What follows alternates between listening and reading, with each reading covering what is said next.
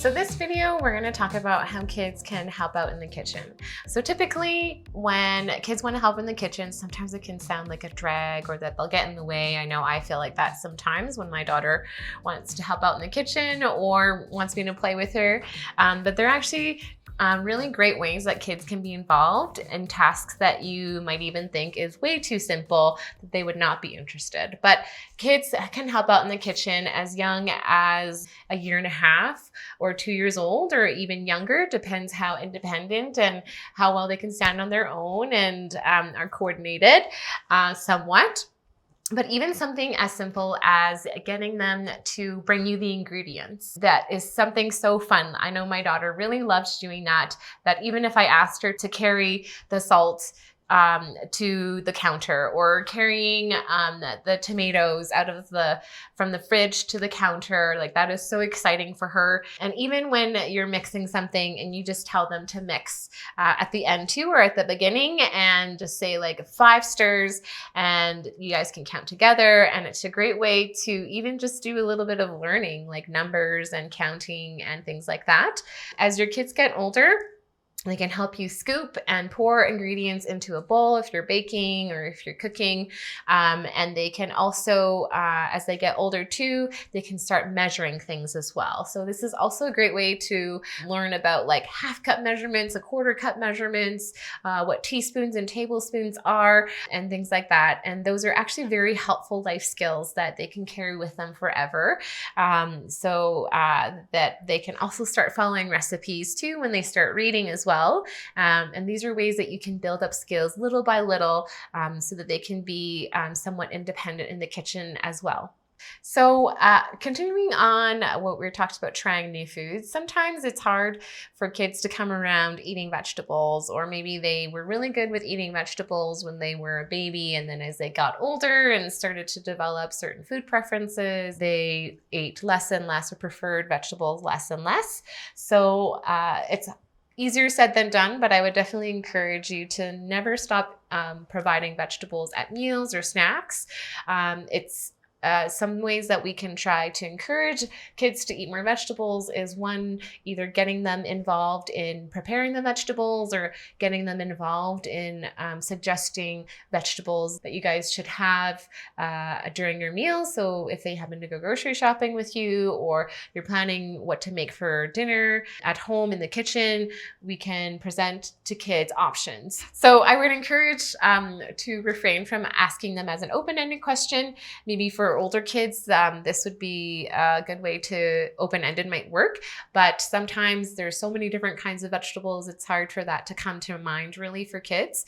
So multiple choice is something I would always recommend is the way to go. So for example, whether you're in the grocery store or you're standing in front of your fridge with your child, it could be like, should we have celery or zucchini or broccoli for dinner? Or should we have carrots and broccoli? Or should we have red peppers and zucchini for dinner?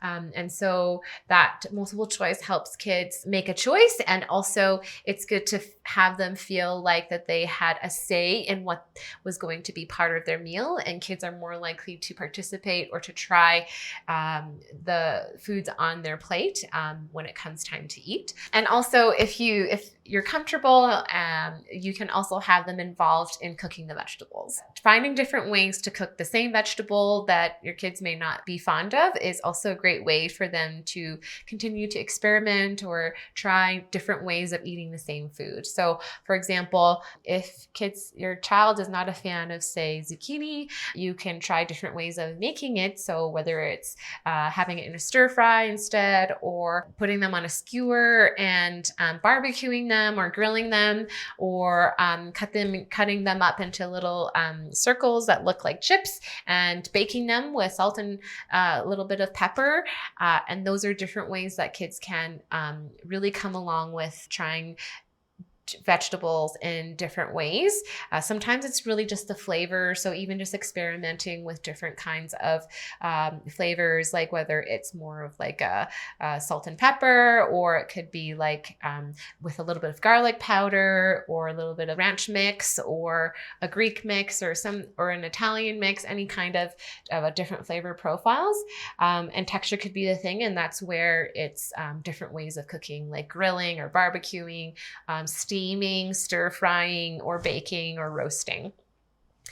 So the sky's the limit in that way. One way that's really good that kids can be involved in is also making dips. So one of the go-to dips that I really love and is super easy to put together, whether it's a snack for your kids or even just to bring to a potluck or some kind of thing that you're bringing over to a friend's or family's house, is this onion dip. All you need is 2 ingredients to make the dip. The first one is the key ingredient, which is an onion soup powder.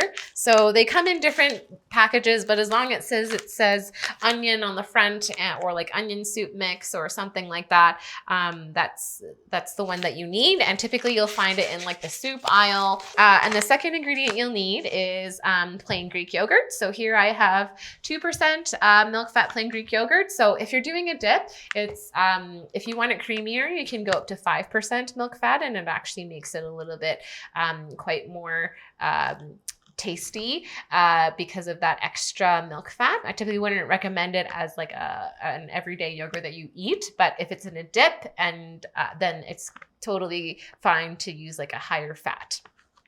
So what I do is, you don't need to use the whole packet. You should actually start with about 1 tablespoon or 2 tablespoons. And if it's not enough flavor, you can always add a little bit more at a time as you mix it. And obviously if you want it creamier, you just add a little bit more of the yogurt. But always start with less, because then you can add more if it gets too salty, because again, because these are packaged soup powders, they tend to contain a lot of salt, more salt than we ever need to consume in a day as adults, so which is way more than what we would recommend for kids. So let's start with a heaping spoon. So I'll add about 1 spoon here, and this bowl isn't too big, so I'll just add just a little bit more, and then I'll get the yogurt, and I'll use this. So this is probably about, I'm going to add about 1/2 cup or 3/4 cup. And then you're just going to stir it together.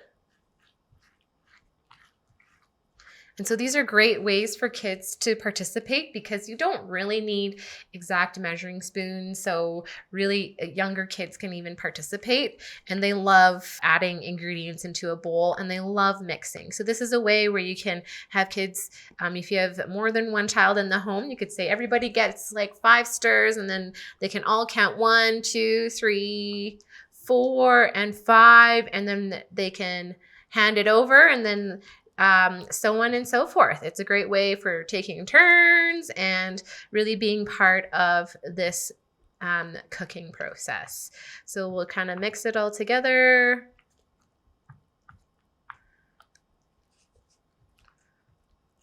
Kids love taste testing. And so because they can taste it according to their preference, this also really increases the chances that they're willing to try new foods. So I'm going to taste this and see if it needs a little bit more. This actually tastes really good.